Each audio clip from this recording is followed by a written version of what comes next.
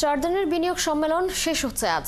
এই সম্মেলনের মাধ্যমে দেশি বিদেশি উদ্যোক্তাদের কাছ থেকে মিলেছে বিনিয়োগ প্রতিশ্রুতি।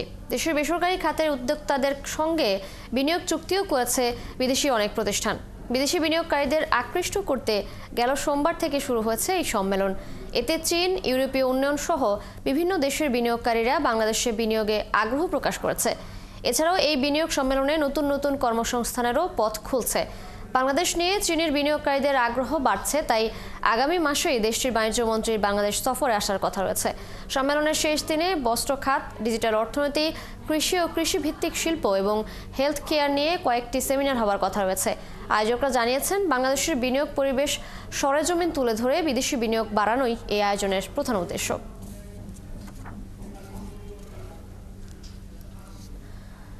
বিনিয়োগ সম্মেলনের শেষ দিনের খবর নিয়ে আমাদের সাথে যোগ দিচ্ছেন সহকর্মী সুশান্ত সিনহা। সুশান্ত, আজ কি সেশন রয়েছে সম্মেলনে? এবারের বিনিয়োগ সম্মেলনে বাংলাদেশের কি অর্জন বলে মনে করছেন আয়োজকরা?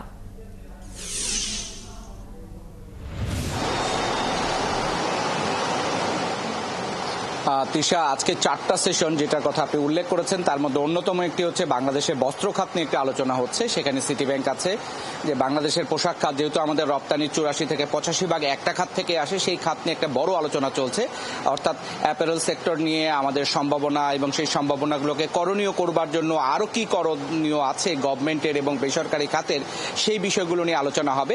আজকে এই পুরো সেশনে আরও দুটো বিষয় নিয়ে আলোচনা হবে। একটা হচ্ছে কৃষি খাত এবং একটা লাইট ইঞ্জিনিয়ারিং অর্থাৎ হালকা এবং প্রকৌশল শিল্পে বাংলাদেশের যে অর্থনৈতিক অগ্রগতিতে ভূমিকা রাখছে সেটাকে আরো কিভাবে বাড়ানো যায়। এবং এর বাইরে আমরা জানি যে বাংলাদেশের সামগ্রিকভাবে অর্থনীতিতে ডিজিটাল ইকোনমি অর্থাৎ আমাদের যে আর্থিক লেনদেন থেকে শুরু করে সামগ্রিকভাবে আমরা এখনো কিন্তু ক্যাশ ট্রানজেকশন অর্থাৎ নগদ টাকার লেনদেনে অনেক বেশি আছি। সেইখান থেকে আমরা ডিজিটাল ইকোনমিতে যাওয়ার জন্য যে সমস্ত বিশ্বব্যাপী যে প্ল্যাটফর্মগুলো আছে সেগুলোকে আরো বেশি ব্যবহার করা ইতিমধ্যে শুরু হয়েছে। এটাকে আরো বেশি ব্যবহার করবার জন্য আমাদের যে উদ্যোগগুলো দরকার সেই উদ্যোগগুলো নিয়েও আলোচনা হচ্ছে।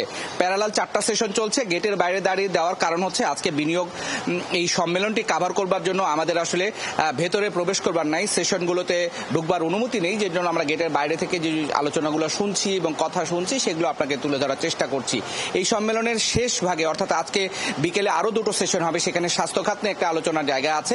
সেই সমস্ত আলোচনা শেষ করে আমাদের হয়তো সন্ধ্যাবেলায় আমরা বিডা চেয়ারম্যানের একটা র্যাপ আপ ব্রিফিং পাবো, যে এই 4 দিনে কি হলো বিনিয়োগ সম্মেলনে ব্যবসায়ীরা যে ইতিবাচক মনোভাব দেখিয়েছেন এবং তারা আরো কি করণীয় বাংলাদেশকে করতে বলেছে, এবং বিডার চেয়ারম্যান যেটি বলতে চেয়েছেন যে সেটা একটা ফলো আপ করবেন, অর্থাৎ এই সম্মেলন শেষ এটাই না, এরপর এটাকে ফলো আপ করবার যে উদ্যোগগুলি রাখবেন সেগুলো নিয়েই কথা বলবেন তিনি। তৃষা।